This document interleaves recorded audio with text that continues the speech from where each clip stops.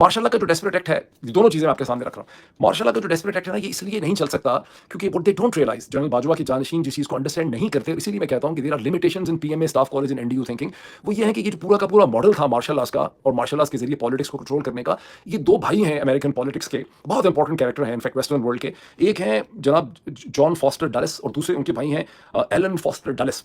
ठीक, ये Dulles brothers जो हैं, जिसके ऊपर एक किताब भी है बड़ी मशहूर, दी ब्रदर्स, अमेरिकन हिस्ट्री की। ये 1950s में आइजनहावर एडमिनिस्ट्रेशन का हिस्सा थे। जॉन फॉस्टर डलेस जो है वो सेक्रेटरी ऑफ स्टेट थे, उनके भाई एलन फॉस्टर डलेस जो है ये सीआईए के डायरेक्टर थे। टुगेदर ये along with certain other people ने एक बेसिकली टूल इन्वेंट किया पॉलिटिकल, कि आप ये थर्ड वर्ल्ड की कंट्रीज में, फॉर ईस्ट के अंदर, इंडोनेशिया वगैरह के अंदर और थाईलैंड में और पाकिस्तान जैसे मुल्कों के अंदर, खास करके मिडिल ईस्ट में डिफरेंट जगहों पर इसको इस्तेमाल, खासकर सबसे ज्यादा इंपॉर्टेंट था लैटिन अमेरिका, कि आप मिलिट्री को एज एन इंस्ट्रूमेंट यूज करें सोशलिस्ट एंड मार्क्सिस्ट चेंज के रास्ते में। जब 1990s में, और ये इन्होंने इसको बड़ी सक्सेसफुल यूज किया फॉर द नेक्स्ट 40 ईयर्स।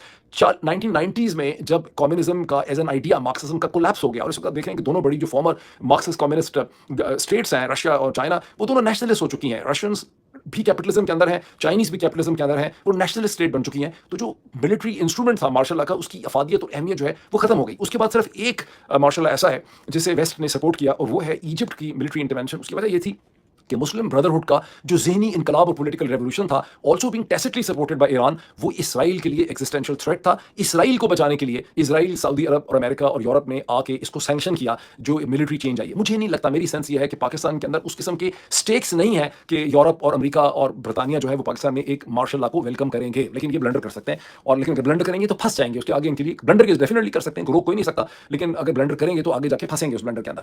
अच्छा, मेरी कम से कम 2% की मुझ नाचीज़ की ओपिनियन यह है कि खुदा ना करें बंद गली में आप आ गए हैं, ना अपने आप की सिचुएशन करें।